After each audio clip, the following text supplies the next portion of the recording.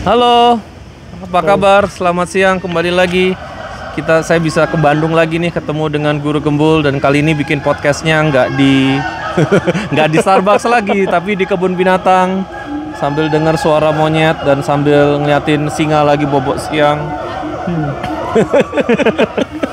Kali ini nih topiknya lebih spesifik. Kali ini topiknya adalah kenapa orang itu susah kaya, dilihat dari 3 perspektif. Dari perspektif pendidikan, dari perspektif budaya, dan dari perspektif psikologis. Nah, kalau menurut Pak Guru, mana dulu kita bahas nih? Mana aja lah. Oke, perspektif budaya ya. Ini kalau dari apa yang ini kan nggak ada baik bener, nggak ada benar salah ya. Budaya itu nggak baik bener, nggak ada gitu. Cuman secara umum setahu saya budaya yang stereotipikal mengajarkan kekayaan secara terbukti itu kalau nggak kebudayaan Cina itu Yahudi. Iya. Stereotipnya begitu. Iya. Dan budaya-budaya yang lain itu ada yang kurang dan beberapa malah ada yang ambles sekalian gitu. Iya. Orang Eropa kebudayaan untuk jadi kaya aja baru abad Renaissance. Sebelumnya mereka juga nggak punya kebudayaan itu. Iya. Dan kalau kata Yuval Noah Harari kan di buku Sapiens itu malah lebih mundur lagi. Itu baru diciptakan bukan Renaissance, malah sekitar revolusi industri. Dia baru ada bisa. Budaya kalau uang itu diciptakan buat cari duit gitu. Jadi kan sebenarnya langkah-langkah pikiran orang-orang Eropa tuh yang awal tuh mereka agraria kan? Iya. Karena mereka percaya bahwa sumber kekayaan seseorang itu adalah dari kepemilikan tanah. Kenapa kepemilikan tanah? Karena pada waktu itu yang paling dibutuhkan manusia itu ya pangan. Jadi karena itu maka orientasinya itu adalah semakin banyak lahan pertanian, semakin kayalah dia. Iya. Tapi kemudian kan ada pergeseran, ada perubahan. Setelah mereka melakukan penjelajahan samudera, mereka sadar yang paling penting itu bukan kepemilikan tanah, tapi kepemilikan alat tukar. Jadi bisa ditukarkan dengan sumber daya yang jauh lebih besar di luar sana, yaitu maka mereka memiliki uang. Jadi yang paling penting bukan lagi tanah tapi uang. Masuklah mereka zaman merkantilisme. Mereka berdagang, tapi zaman itu mereka mulai berpikir bahwa semakin banyak uang yang saya punya kan berarti semakin kaya. Maka mereka harus menjajah, karena dengan menjajah saya mengeluarkan duit sedikit tapi dapat untung yang sangat besar. Ini sebelum kapitalis, ini baru masuk merkantilisme. Merkantilisme itu jadi kalau saya menjajah maka saya bisa ngasih memperbesar ekspor saya tapi memperkecil impor. Saya mau impor kemana, orang semua tanah jajahan saya saya ngambil dari situ, tapi saya bisa mengekspor sebesar-besarnya. Nah tapi nanti merkantilisme pun kacau, hancur. Muncullah kapitalisme. Karena kayak kapitalisme itu, nah itu yang muncul pas revolusi industri. Yang paling penting itu bukan tanah, bukan duit, tapi mesin duit. Aset perusahaan itu yang paling penting itu di situ. Nah, jadi budaya kapitalisme, budaya untuk mencari kekayaan yang sebesar-besarnya itu munculnya di situ. Tetapi awal mula ide gagasannya itu dari reformasi Protestan. Karena di situ ada 3 poin dalam ajaran khususnya Calvin itu yang mendorong manusia untuk mencari uang sebanyak-banyaknya. Di antaranya adalah ketidakpastian keselamatan. Kemudian ya ada beberapa lah yang pernah ditawarkan sama Max Weber di buku Protestan etiknya itu. Jadi orang-orang Eropa juga baru kemarin sih sebenarnya menemukan falsafah mereka untuk beruang itu. Saya pakai masker jangan sih. Terserah.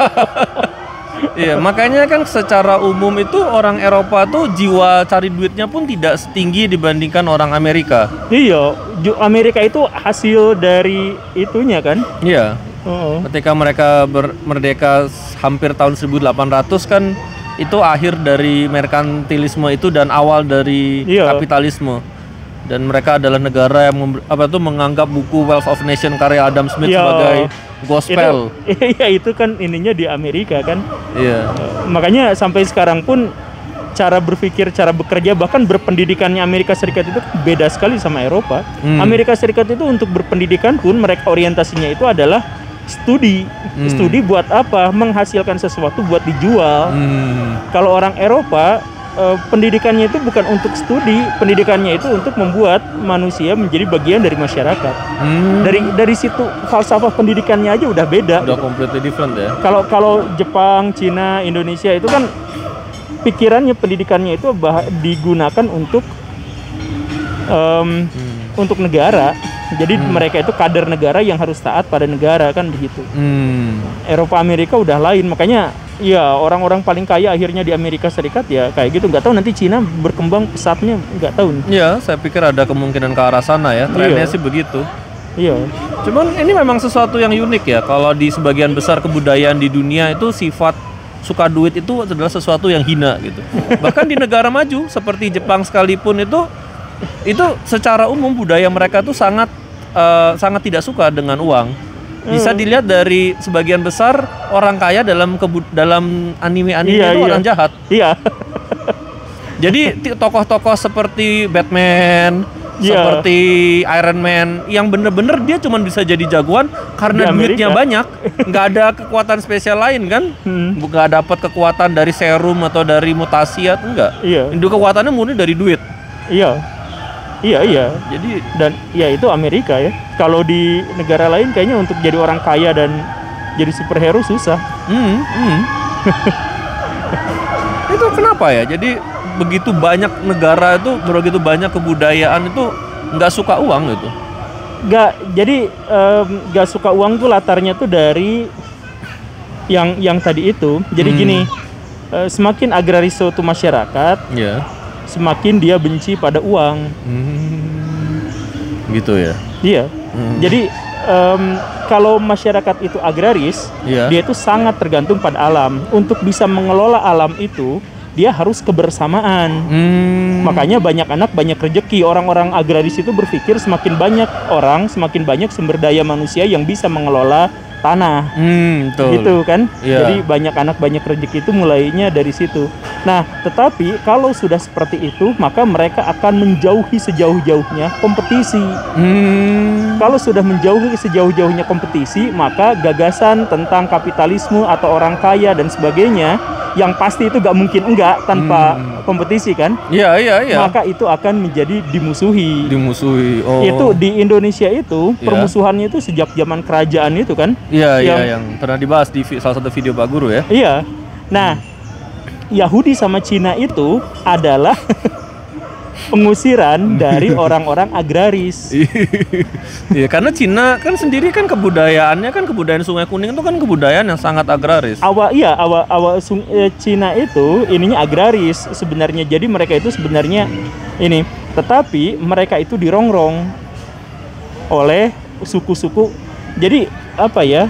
Peradaban Cina itu gak kayak peradaban-peradaban kuno yang lain. Peradaban Cina itu sama sekali gak memiliki pelindung. Jadi kalau misalkan kita lihat Mesir kuno tuh, sebelah baratnya gurun. Siapa yang mau nyerang dari gurun kan? Itu kosong. Sebelah sininya Sungai Nil. Berat sekali perjuangannya untuk masuk ke situ. Orang Mesopotamia ada di antara dua sungai. Mereka ini. Orang India bahkan dikelilingi oleh Himalaya di atasnya, di utaranya dan di selatannya Laut Hindia, Samudra Hindia. India tuh salah satu negara yang sebenarnya kalau lihat sejarahnya cukup jarang diserang. Iya. Karena di satu sisinya juga gurun kan? Iya. Satu sisi gurun, satu sisi pegunungan, satu sisi lautan ya. Makanya kalau diserang sama bangsa lain pasti kalah. Iya. Itu bangsa manapun yang datang ke situ kalau nyerang pasti kalah Indianya. Tapi bangsa yang penyerang itu nanti diambil alih kebudayaannya, diserap. Kembali tadi ke Cina. Nah, kalau Cina itu nggak memiliki pelindung apapun, wilayahnya luas. Di sebelah baratnya memang gurun Gobi itu. Tapi kan gurun Gobi itu gurun yang terlalu terbuka kan, terlalu luas, banyak wilayah. Di utaranya itu ada orang-orang nomaden. Orang-orang Mongol. Di selatannya banyak pedagang-pedagang, banyak orang-orang agraria dan banyak orang-orang pedagang, diantaranya Nusantara, Vietnam dan sebagainya. Jadi mereka itu adalah bangsa-bangsa yang di satu sisi mereka agraris dan cukup dari situ mereka memperoleh populasi yang sangat luas, tetapi di sisi lain mereka dipaksa untuk bersaing dan berinteraksi dengan bangsa-bangsa lain yang kalau mereka gagal untuk itu mereka akan ditaklukkan karena mereka nggak punya benteng alam. Iya Gitu. iya. Jadi misalkan ketika mereka harus berinteraksi dengan bangsa-bangsa di utara, orang-orang Hun, Iya. orang Turki, orang Tartar, mereka bikin benteng. Iya, tembok besar Cina kan? Tembok besar Cina buat apa? Iya, menghalau orang-orang seperti itu. Bukan, biar nggak dicuri. Iya. dengan benteng yang sebesar itu kan penjagaannya juga sebenarnya mustahil kan? Itu lebih panjang dari Pulau Jawa kan? Iya. Kalau dihitung panjangnya mah sepanjang Indonesia. Siapa tentara yang bisa ngejagain benteng sepanjang itu? Dan pada kenyataannya orang-orang Hun bisa bolak-balik aja masuk ke situ kan?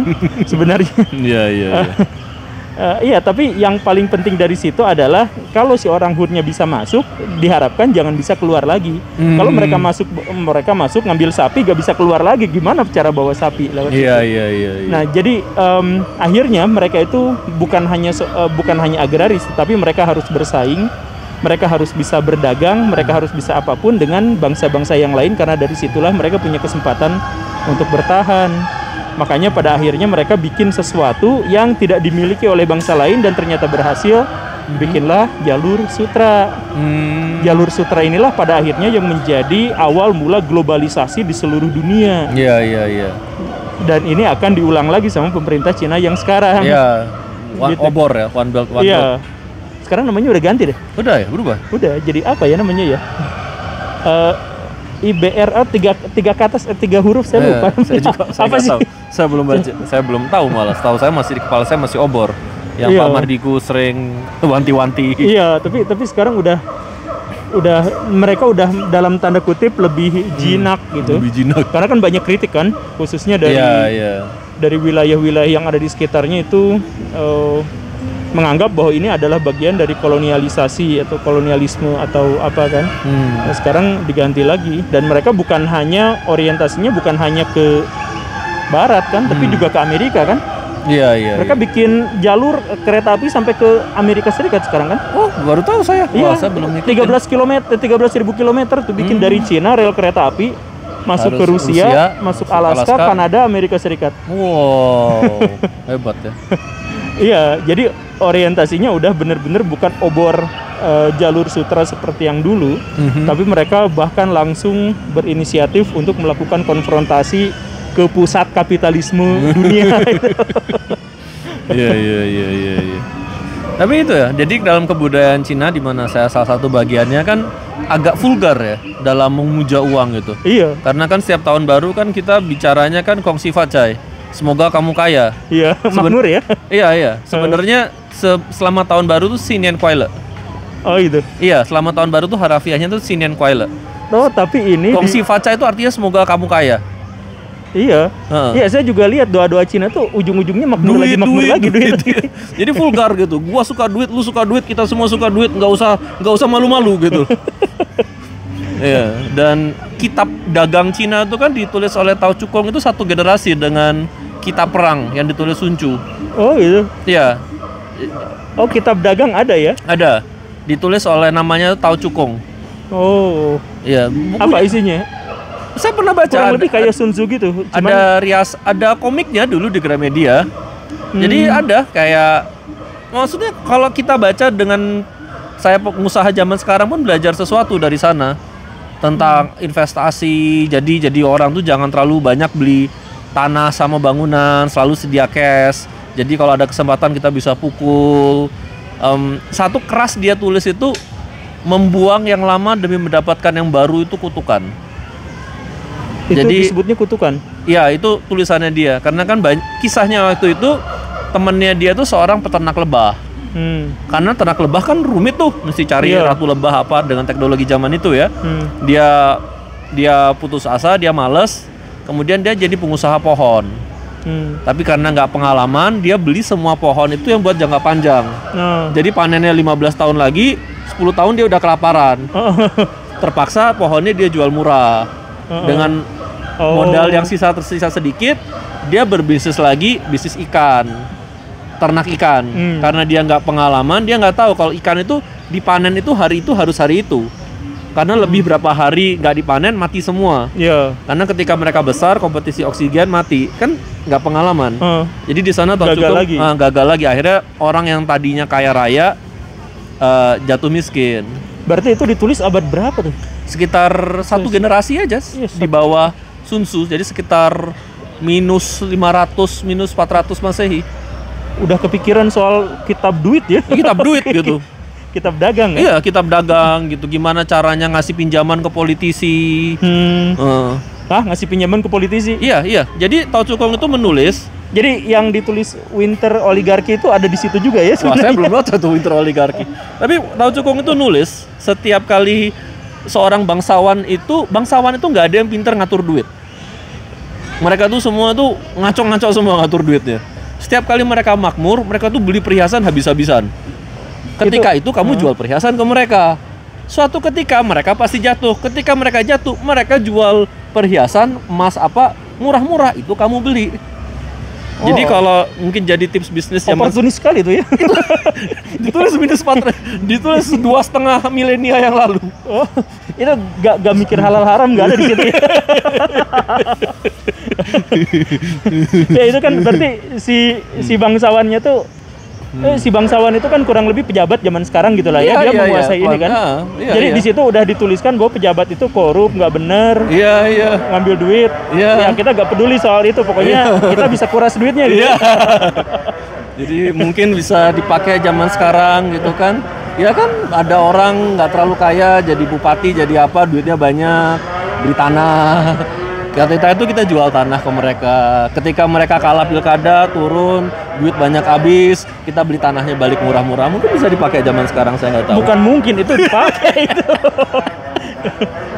Ini kedengaran sih nggak sih kemik ini? Saya nggak tahu. Tapi coba kalau dibandingkan sama si Winter yang tadi saya sebutin itu. Iya, saya nggak tahu bukunya jadi, itu, Pak Guru. Jadi gini cerita kata dia tuh gini. Jadi politisi itu, berarti ini relevansinya dengan pejabat tadi itulah ya. Iya. Politisi itu dia nggak punya duit, maka kalau dia mau naik dia punya 2 jalur. Dia jadi salah kebalik. Jadi pengusaha itu dia kalau mau dapat duit banyak itu dia punya 2 jalur, yaitu dia jadi penguasa atau politisi atau dia membayar politisi. Jadi maka di negara-negara demokrasi dipastikan politisi itu pasti pengusaha atau lebih buruk lagi dia di belakangnya ada pengusahanya. Maka kalau misalkan dia mengeluarkan kebijakan ini dan itu, maka yang si orang-orang kaya yang di belakangnya itu akan jauh lebih kaya lagi. Karena dia memeras dari ini. Jadi hal yang simpelnya ginilah, ketika presiden yang sekarang bikin ibu kota kebaca ya. Presiden yang mana itu saya nggak tahu, tapi oke. Iya, presiden itu bikin ibu kota, iya semua itu demi kemaslahatan. Ada motif idealnya, karena misalkan Jakarta tidak layak lagi dan lain sebagainya.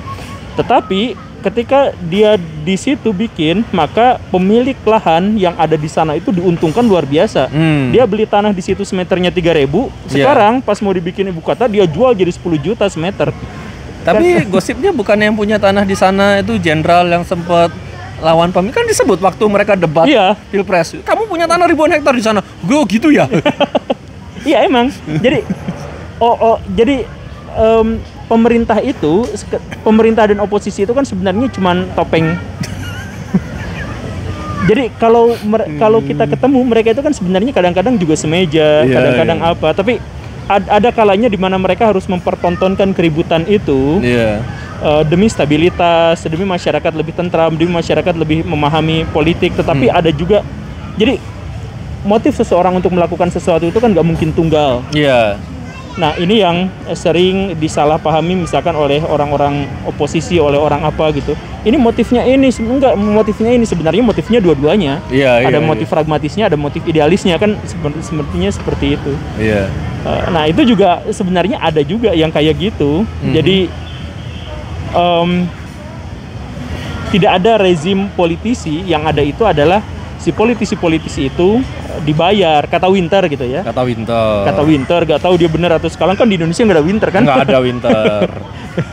Ya tapi dia dibayar oleh orang-orang yang ada di belakangnya untuk mendapatkan kekayaan yang lebih. Sebab kalau nggak gitu, nggak mungkin dia berkuasa. Iya, betul. Untuk jadi anggota DPRD yang paling bawah banget gitu kan, semiliar harus keluar kan? Iya, bener. Untuk itu doang gitu. Jadi apalagi kalau sampai menjadi pejabat yang lebih tinggi. Dan kan kita tahu lah pejabat-pejabat sekarang dia mendapatkan modal awalnya dari mana kan, nggak mungkin juga untuk itu. Betul. Tapi itu mah ya sekali lagi kata Winter. Tapi relevan ya dengan itu yang buku Cina itu. Iya, mungkin Pak kapan-kapan kalau Gramedia ketemu lagi apa nggak tahu masih ada nggak bukunya tuh. Saya juga buku komik itu. Jadi iya. Ya berarti isinya gimana caranya dapat duit banyak. Dapat untung besar gitu. Itu tapi ada sebenarnya di buku apa gitu, saya tuh lupa. Jadi dulu tuh kan ada cabang ilmu yang sekarang disebutnya pseudoscience, ilmu bohongan. Yang baca, tapi di Cina juga ada bukunya deh kalau nggak salah. Yang menjelaskan karakteristik orang dilihat dari wajah. Oh iya, betul. Kalau sipit Meixiang itu namanya. Ada ya? Nah, ya betul. Kalau sipit itu Cina pasti seneng duit. Saya langsung sipit. Ada itu apa ya? Kita orang Cina tuh sebutnya Meixiang ya. Meixiang. Iya, kayak kalau mukanya begini gimana, kalau mukanya gitu gimana. Tapi kalau tirus gimana. Tapi saya nggak menguasai gitu. Saya cuma tahu kalau itu ada. Saya sebut ini pseudoscience. Jadi ini disclaimer-nya. Tapi relevan nggak gini? Orang India, orang Arab itu matanya kan gede-gede tuh, belum kan? Belum, ya. Karena mereka itu melihat segala sesuatu itu bukan hanya dunia, tapi karena matanya besar, dia melihat dunia dan akhirat juga. Makanya betul. Di India dan di Arab itu tumbuh agama-agama, dan mereka itu sukacita. Jadi kalau orang India tuh joget aja kemana-mana gitu. Betul. Karena mereka sukacita. Jadi ritus mereka, upacara mereka penuh dengan sukacita kan, gitu. Iya. Nah, dan mereka juga kisah cinta aja terus yang dibahasnya itu. Gitu. Iya. Karena matanya gede. Nah, kalau yang matanya kecil itu karena matanya kecil, cuman bisa lihat dunia doang, akhiratnya nggak bisa dilihat. Makanya mereka itu mikirnya ya hanya dunia, hanya yang seperti itu. Dan kalau misalkan hal-hal yang lebih abstrak, misalkan cinta, maka orang Cina dari dulu beginilah cinta deritanya tidak bisa. Ngomongin soal cinta itu negatif. Tapi bener kan dalam kebudayaan Cina itu kan dalam ritus Konghucu itu kan kalau ada yang meninggal kan anak cucunya itu kan bakar uang-uangan, bakar rumah-rumahan. Jadi ujung-ujungnya duit lagi. Iya makanya itu buku itu saya lupa bukunya apa dan ada sih ilmunya dulu kan ya itu. Saya tuh dulu waktu SMA baca buku itu tuh mencoba nggak percaya tapi kok relevan gitu. Relevan gak sih? Wah saya nggak tahu tuh. Mesti saya survei gitu. Mungkin. Ya makanya katanya orang Cina itu gak bisa lihat akhirat gitu katanya tuh. Gak memunculkan agama. Jadi ketika Konghucu masuk dianggap agama. Ketika Buddha masuk jadi agama juga. Iya. Ya yang tapi ya kalau itu kan disebutnya pseudoscience kan sekarang itu udah. Kalau buku yang kayak gitu terbit udah dianggap sebagai rasis atau penistaan atau apa, tapi mumpung saya ngobrolnya sama orang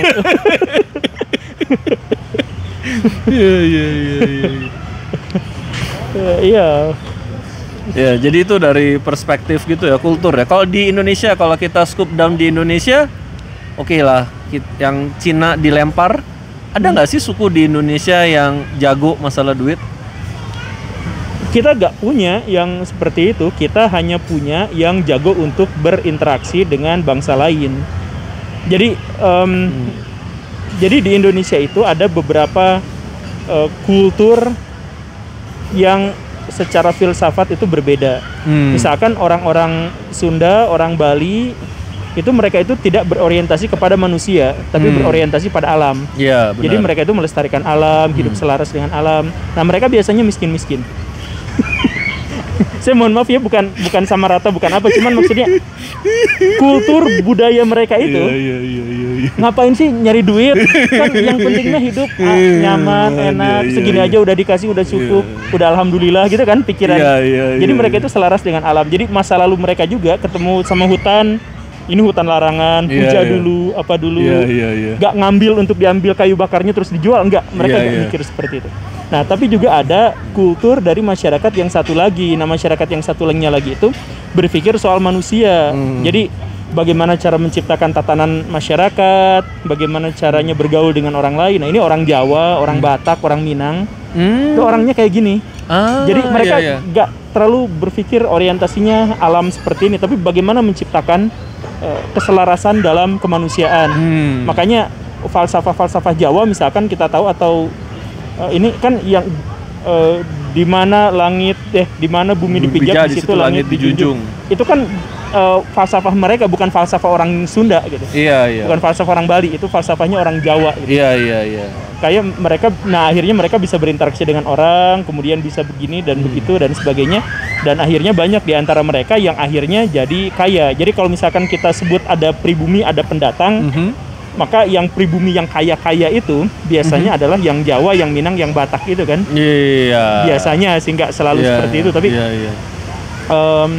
ya orang Sunda kaya sih agak susah gitu kita ngebayanginnya gitu. Gitu ya, saya nggak banyak punya teman soalnya saya orang Sunda. Tapi ada benernya juga sih mungkin. Ya sekali lagi ini mah spekulasi. Over generalization. Terlalu over ya, over. Cuman nggak usah dibangun. Tapi ada benernya. Contohnya saya kan lahir tumbuh besar di Bali ya. Setiap Bali itu kan memiliki beberapa kali bencana pariwisata. Bom Bali 1, Bom Bali 2, meletusnya Gunung Agung, dan terakhir Covid kan. Setiap kali begitu selalu ada orang pejabat atau siapa yang muncul di koran dan bilang Bali tidak boleh tergantung pada pariwisata. Betul, saya setuju. Kita harus diversifikasi ekonomi. Betul, saya juga setuju. Yang ketiga nulisnya kita akan kembali ke pertanian. Nah.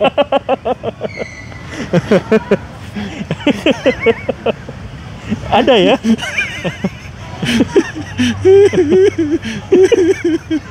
Nah, yang itu saya agak-agak waduh kok gini gitu loh.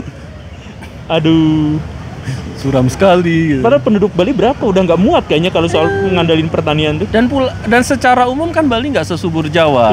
Tetap subur kalau dibandingkan dengan belahan dunia yang lain. Cuman secara umum tidak sesubur Jawa. Kemudian tanahnya Bali itu secara umum kan naik turun. Jadi nggak segampang Jawa untuk ngolahnya. Barusan ada angin gede. Saya di sini punya cerita yang hampir bikin saya mati loh. Serem sekali. Jadi dulu waktu saya jalan-jalan di sini tuh, hujan angin besar mau hujan tuh. Ada batang pohon yang jatuh. Jedek ke sini banget nih.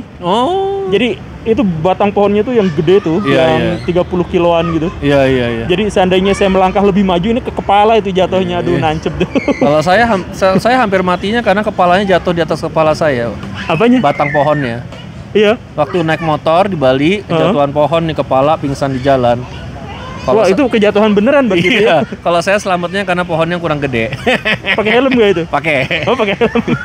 Tetap aja. Tapi pakai helm aja gitu dampaknya ya. Oke, itu intermezzo lah. Gak serius amat. Jadi gitu ya. Tapi orang Jawa sekalipun dibandingkan kita yang Chinese itu kerasa loh kita lebih suka duit. Iya. Bahkan orang Jawa itu kan menghujat orang yang suka duit kan? Iya juga ya. Iya. Kan Jawa tuh spiritual sekali tuh. Iya. Bahkan lebih spiritual daripada orang-orang beragama. Iya. Jadi kalau orang-orang yang spiritual tuh biasanya kan ada dikotomis gitu. Orang spiritual, orang materialis tuh beda itu. Tapi ini saya tertarik itu sama yang buku Cina itu, berarti udah dari DNA-nya, udah dari sononya. Tapi saya ngelihat sebenarnya saya agak pesimis ya dengan kekayaan orang seperti saya gitu ya, Chinese keturunan di Indonesia itu. Sebenarnya saya pesimis. Kenapa? Karena saya ngelihat sebenarnya kan ada Malaysia, ada Brunei, ada Indonesia kan. Kalau Singapura Chinese-nya majority, nggak usah dihitung. Kalau Chinese di Malaysia itu nggak sekuat generasi yang dulu. Karena mereka anak-anaknya banyak yang jadi pegawai. Kalau di mana? Kalau di Malaysia banyak yang jadi profesional. Kalau saya ngelihat di Indonesia juga trennya ke arah sana. Sedangkan kalau di Brunei enggak, lu mesti nurusin usaha papa. Gitu. Jadi saya ngeliat teman-teman saya tuh beberapa udah Dia pengusaha kaya, punya anak 5, lima-limanya jadi scientist, artis. Oh. Pokoknya kalau udah bukan bisnis, saya pikir wah ini mungkin generasi yang ke depan itu kita nggak Tapi yang Cina daratan Kuat sekarang sekarang. juga kan mental bisnisnya juga nggak terlalu kuat kan? seharusnya. Karena mereka udah Established. udah established Sebenarnya gitu. apa tuh pengusaha itu dekat dengan kekacauan. Iya. Jadi kisah pengusaha yang paling heroik kalau orang Chinese di Indonesia tuh zaman-zaman Lim Sulyong. bukan, iya zaman-zaman Lim Sulyong, ketika Lim Sulyong masih jadi baru kenalan nama Pak Harto, dia kan smuggling jagung. Itu Iya. kan taruhannya nyawa tuh, nyelundupin sumber daya alam ke tentara itu kan kalau diketahuan Belanda ditembak mati di tempat. Iya. Itu zaman-zaman kayak orang miskin tiba-tiba jadi kaya, orang kaya tiba-tiba mati, itu seru. Tapi ini emang kalau udah established, ini mah kita ngobrol aja. Iya. Kalau udah established, emang yakin budaya ribuan tahun yang mengajarkan bahwa orang Cina tuh harus doyan duit tuh bakal hilang atau terkikis? Kan tadi pesimis gara-gara itu kan? Iya.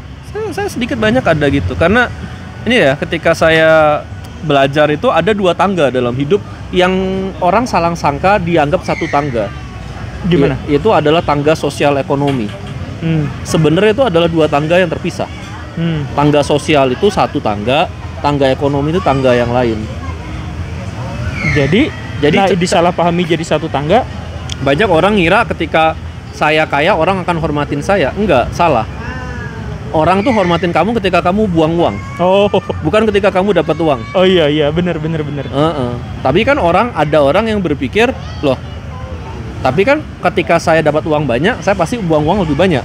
Enggak gitu. Iya, enggak gitu juga. Enggak Iya, gitu benar juga kan. Iya. Makanya saya bilang saya pesimis karena generasi yang lama itu mereka cuma ngerti nggak dapat duit. Ketika habis mereka dapat duit, pakaian mereka sama jeleknya dengan pakaian ketika mereka miskin. Iya. Masih pakai singlet, masih Iya. bawa toko gitu kan. Tapi Tapi anak-anaknya ya termasuk generasi saya dimasukin sekolah internasional, dikuliahin ke luar negeri, balik-balik kena falsafah barat. Mulai mikirin passion, mulai mengerti arti hidup, mulai mengerti yang begitu-begitu itu sebenarnya melemahkan. Oh gitu. Oh berarti ini anak dari pengusaha kaya ya? Lumayan. Iya. Tadi saya mau ngomong apa sih, lupa. Wah, mana saya tahu kalau itunya. Tapi ya berarti Iya. obrolan ini tuh arahnya adalah budaya untuk jadi kaya, dan ternyata banyak Iya. juga yang seperti itu, dan saya sih gak nemu. Nanti mungkin penonton juga kalau mau kolom diisi aja di kolom komentar. Saya gak nemu di Indonesia ada yang kulturnya itu adalah yang kultur pengusaha gitu. Iya. Kan kalau Cina tuh udah jelas kayak gitu kan. Keras itu. Kultur Chinese-nya keras. Jadi Pak Guru tuh ceritanya tuh waktu saya SMA, saya tuh juara debat nasional. No. Sampai sekarang kalau nama saya diketik tuh muncul di Wikipedia. Oh gitu ya? Iya. Wah, keren. Jadi ketika saya umur 20, saya mulai bisnis. Dalam tanda kutip mama saya tuh udah nggak peduli saya ini siapa. Nah, maksudnya gimana? Kan makanya kayak dalam tanda kutip ya, seakan-akan tidak harafiah begini, tapi kan, ma, aku kan pintar, tapi kan kamu nggak punya uang gitu, jadi kamu diam aja gitu loh. Oh, jadi punya prestasi itu gak dianggap Nggak kalau nggak dianggap punya duit? kalau nggak ada duit. Jadi kayak oke gitu. Bener-bener kalau orang Inggris bilang tuh big army diplomacy gitu ya. Iya. Kalau punya uang baru dianggap. Jadi yang kebanggaan masa lalu disimpan, kemudian ya mulai gimana cara jadi kaya. Oh, gitu. Tapi itu dulu. Sekarang ketika udah masuk ke peradaban barat, Iya. udah gaul ke sana ke sini, Mulai kan. terkikis agak tobat gitu. Iya. Tapi sebenarnya kalau mau kaya beneran nggak boleh tobat. Harus masuk ke jalan. Ke jalan itu harusnya di Gini pol-pol. nih, orang Cina tuh nganggap kaya tuh sama dengan oportunis gitu atau enggak? Kaya tuh satu-satunya jalan. Iya, maksudnya untuk jadi kaya tuh harus oportunis atau ada jalan bahwa kita harus punya idealis biar jadi kaya misalkan gitu tuh. Enggak. Pokoknya jadi kaya, caranya belakangan. Oh gitu. Iya, pokoknya jangan sampai nipu, jangan ngerampok, jangan yang aneh-aneh ya. Cuman Ya. sisanya ya harus jadi kaya. Jadi saya nggak nemuin itu ketika saya bergaul dengan teman-teman saya yang non Chinese gitu. Kalau dalam kebudayaan Chinese yang klasik, yang apalagi yang perantauan, kekayaan itu sama dengan keamanan. Kekayaan itu sama dengan harga diri. Kekayaan itu sama dengan semuanya gitu. Jadi contoh nih, ini yang agak kurang baik ya. Ketika saya kecil gitu kan ada budaya ngasih angpau ya. Iya. Uang waktu tahun baru itu diliatin sama Pak. Ada yang ngomong, saya lupa siapa. Tuh lihat tuh om kamu kantongnya 3. Tergantung kamu anak siapa dia ngasih angpau berapa. Jadi kemudian ada sebuah pesta pernikahan diomongin lagi. Kamu sadar nggak? Yang kaya duduk di depan, makin ke belakang makin miskin. Jadi om kamu yang kaya duduk di depan, om kamu yang menengah duduk di tengah, om kamu yang miskin duduk di belakang. Saya kan mikir, papa saya duduk di mana nih? Ya kan gua duduk di mana nih?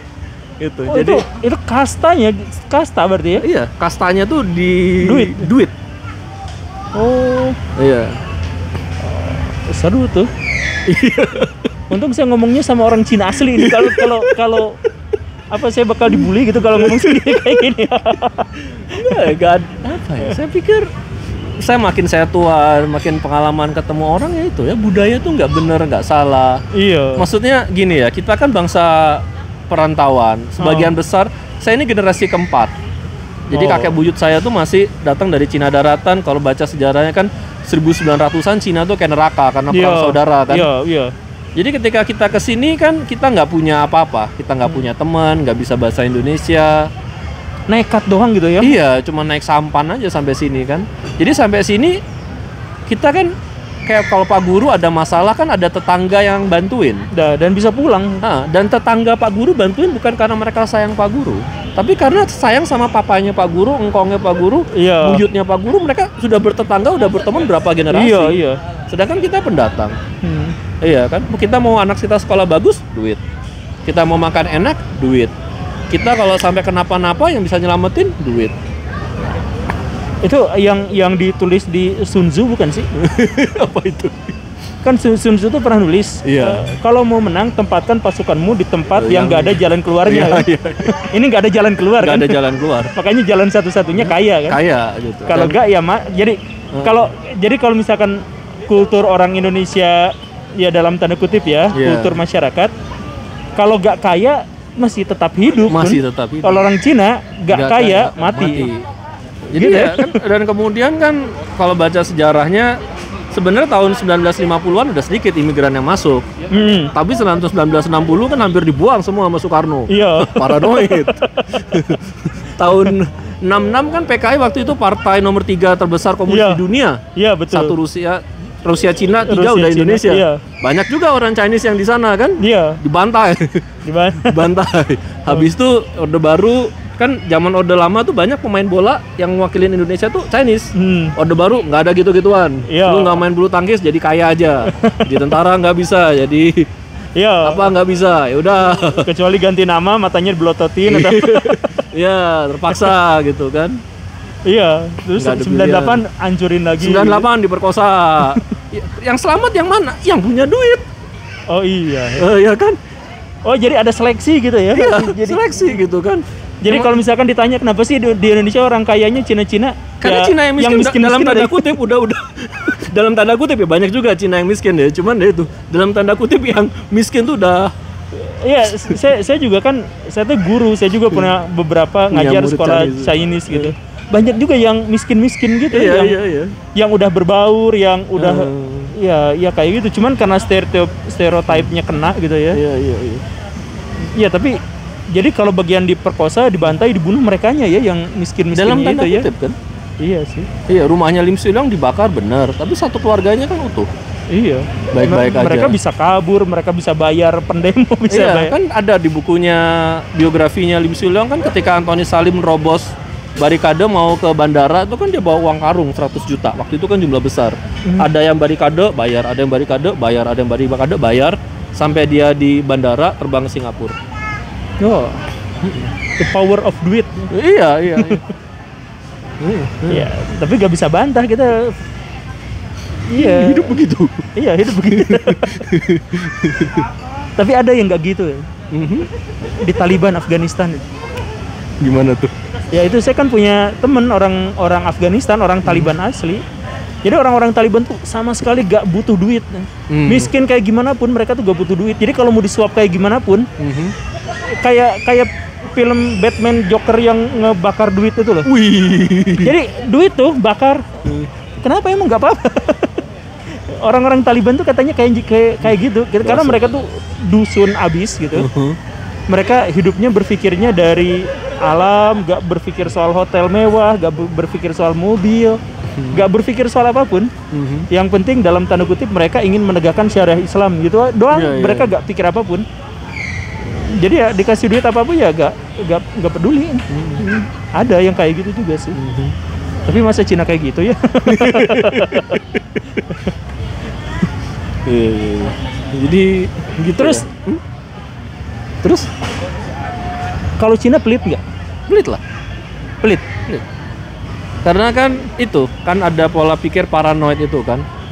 Mama saya tuh selalu ngasih saya wejangan. Kalau kamu sekarang enak cari duit, belum tentu tahun depan lu enak cari duit. Mamah lagi dari tadi referensi. Iya. Karena papa saya